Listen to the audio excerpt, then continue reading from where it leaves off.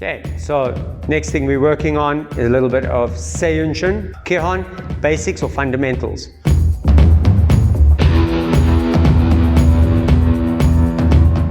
When we go through the kata, 1, 2, 3.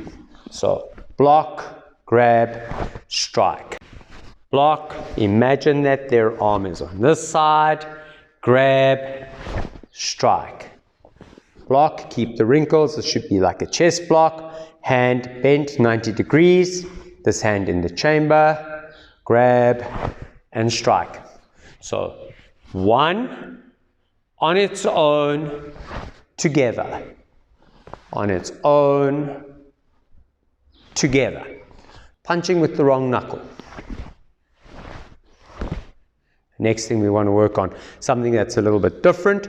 Some schools of Goju practice hitting with the pinky knuckle when they do the augmented strike at the end of, let's call it movement 4.5 going on 5. So 1, 2.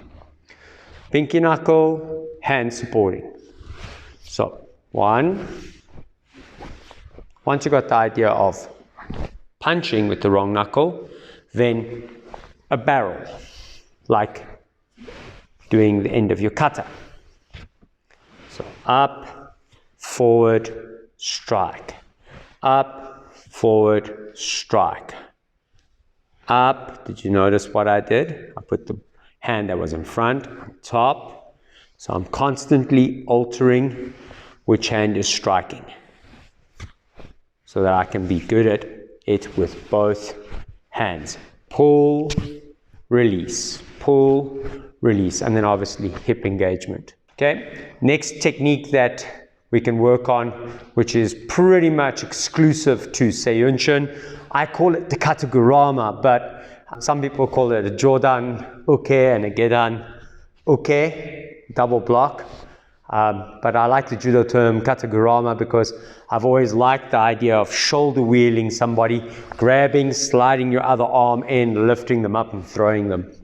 Okay, so if I'm in my shikodachi, in my case, I've got a flat hand on the top, other hand on the bottom, trying to turn it quite as much as possible. I'm looking, look to the other side, 1, catch, pull, strike.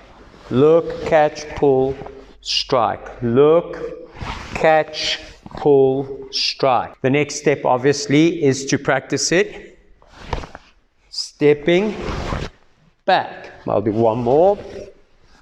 Stepping backwards.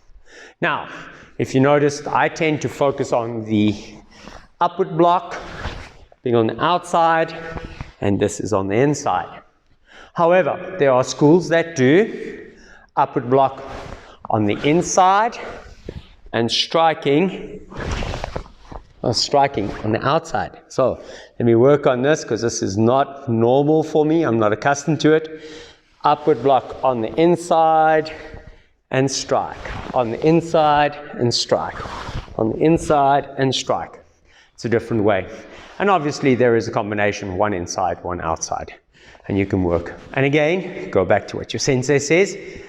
Do what the sensei says in your dojo, what sensei overseas says. Maybe this is the way that your school or your system is working. Elbow strike. So, first thing, put your hands on your shoulders and concentrate on lifting the hand that's on the top. So as I lift the hand on the top, that hand that does the lifting, that one's going forward, other one is coming to chamber. So I swap, lift, pull, swap, lift, pull. So once I get that idea that the hand going forward is on the inside, I can then concentrate on the next thing that I need to, which is, where does my elbow point? I've noticed a lot of people, their elbow's pointing this way, but their cat stance this way. So concentrate, if you're using the lifting elbow, that your elbow and the back of your arm, your tricep, points forward. points forward. Now, obviously there are a couple of variations to this, because you've got schools that do arms out and then bring the arm in. So you can run through that, and if that's what your school does, then you practice arm out, the hand that goes in, on top is the hand that does the crescent elbow that's coming around. And again, do what your sensei says. For us, we're trying to make sure that this elbow is pointing forward. That when we do the elbow, it is on the inside. So something to consider, especially if you come from maybe the Jundokan type line of Goju schools, will be the end movement, where the arms tend to be a lot more bent, coming in and out. Okay, so we typically are not looking for our arms to drop, come round and down. This might be acceptable in other schools of Goju. We're also not looking at our arms going out, up, and down. This is again another school of Goju. So from here, the idea of put your hands together or hands together, open, up, touch and turn, and turn. Do this again. So palms, open, up, touch and turn, and turn. So we're starting to get this idea of out, up, close, open. All right.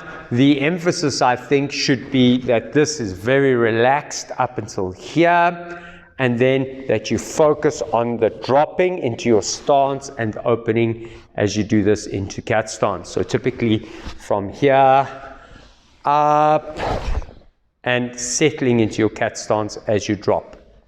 Okay, so very important, that turning action. Hand position is identical to the beginning. So if we can get that right, then obviously the beginning of the kata. Okay, and then probably the last point I'd like to cover as a bit of basic for Seiyunchin is something that I tend to do, and this may be a little bit controversial, but I'm working on the idea that my elbows have to be next to my body as much as possible. So in previous videos on Seiyunchin Kata, I may have discussed that the elbows have to remain close to the body on this downward pulling technique. So wherever your hands are here, I don't think it is very practical if you do this and then this. I don't think it fits in with the idea of how we generate power. Considering we're all pretty much built the same way, obviously we have to find the most optimal way to generate power. So if we're here, the key principle I would think would be that the hands must come down naturally. As a little boy, I got told your knuckles, these main ones on top, must act like gears in a series of cogs, or cogs on gears, running down, and then the hands opening straight. So we had this mechanism. So we tended to have a very round football underneath, and then from here, hands pulling down the body and opening. Over the years, I have moved to other schools and we've done it other ways. What's always been of interest to me is that if my hands are here and I'm trying to get something off my body, it doesn't make much sense because it's already against my body. The idea that I'm working is that something is here. I'd rather work here. If I'm here, it may be a little bit too late. So if my hands are in front of me, what I'm going to try and do is turn my hands around. So I'm going to turn my hands around, and instead of using these top knuckles that I normally use for punching, I'm going to use these bottom knuckles. And then allow my elbows to stick to my body, and then open. So from here, maybe something like this, and then like this. And the idea again, keeping the elbows close to the body. So I have shoulders down, lats and traps pulling nice and tight, and then my hands being drawn down and over my knees.